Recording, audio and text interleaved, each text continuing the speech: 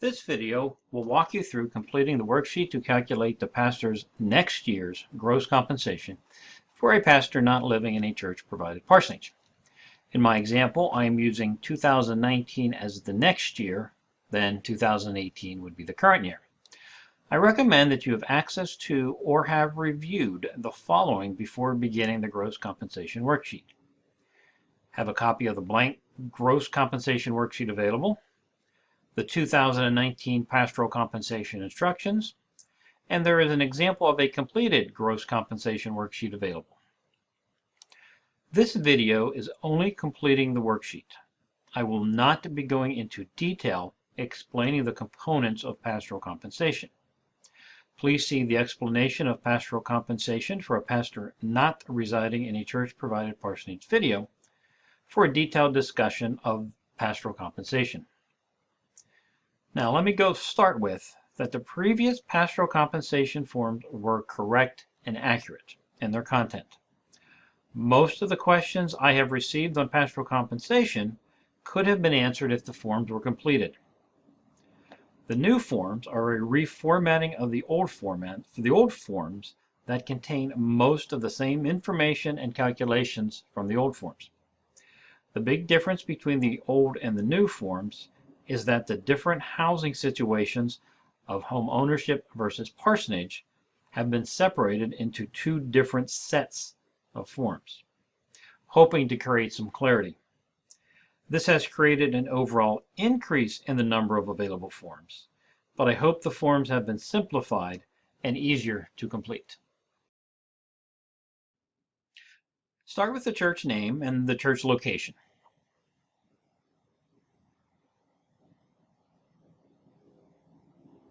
Then add the pastor's name.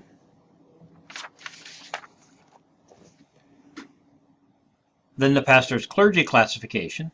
Now the clergy classification can be found in the National Conference Journal in Section 1, and it's towards the back of Section 1. Then enter the hours worked per week. It is important to record an accurate hours worked per week. Anything less than 40 hours per week is considered part-time. A proper designation between full-time and part-time is necessary for the correct payment of employee benefits. For my example, Pastor Joe B. Cole is a full-time pastor. Now we want to find our pastor's 2018 gross compensation. You can either get this from your church's approved budget or from last year's pastoral compensation forms. Now, a word of warning, last year the pastoral compensation forms did not include the term gross compensation. However, it is comprised of the cash salary plus the housing allowance. In my example again, the suggested minimum salary increase is normally expressed as a percentage, and I am using 1.25%.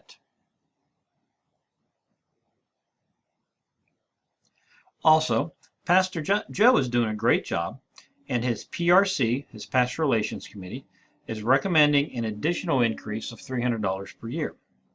This could be expressed as an additional increase or as a dollar amount increase. And in my example, I'm using a dollar amount increase. To calculate the total annual increase, we take the 2018 gross compensation of $38,500 multiplied by the 1.5%, and we get $577.50. And then we add the $300 increase from the PRC to get a total increase for 2019 of $877.50. We then add the annual increase of $877.50 to the 2018 gross compensation to calculate the 2019, the next year's gross compensation of $39,077.50. Now in my example, I am rounding up to the next whole dollar to $39,078. That is not required. That is just a personal preference on my part. Next, we will calculate the SECA tax reimbursement. So we start with the 2019 gross compensation calculated earlier, which is $39,078. Any payroll deductions that are healthcare related are exempt for the SECA tax. For the EC Church, the only healthcare related withholdings are if the pastor contributes an amount towards their health insurance premium and/or makes voluntary flex spending account contributions. In my example, Pastor Joe is contributing towards the health insurance and making a contribution to the flex spending account.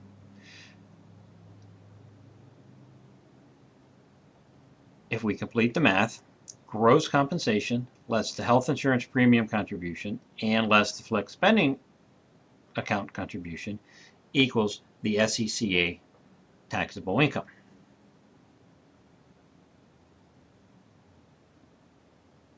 Then we multiply the SECA taxable income by the 7.65% to calculate the amount of SECA tax reimbursement to be paid to Pastor Joe as regular wages.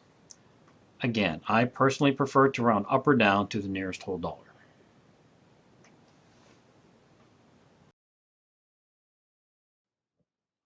You may or may not have noticed, but only once was the housing allowance mentioned, and that was in the definition of gross compensation earlier. The housing allowance is taxable for the SECA tax, thus no reason to confuse the calculation by using the housing allowance or referencing the housing allowance as a separate number. Complete the calculations with gross compensation. The housing allowance is a component of gross compensation, so use one number and save yourself some headaches. Also, on the 2019 Pastoral Compensation Instructions, I have a list of needed information and amounts that will make this task easier if you have that information in advance. Unfortunately, the information needed for pastoral compensation comes from multiple sources that are unrelated and not always available at the same time. Pastoral compensation is what it is. The information will be released when it is available. Taking your time and doing a thorough and complete job is better for the pastor and the church. It doesn't always fit our schedules, but it is the best thing to do.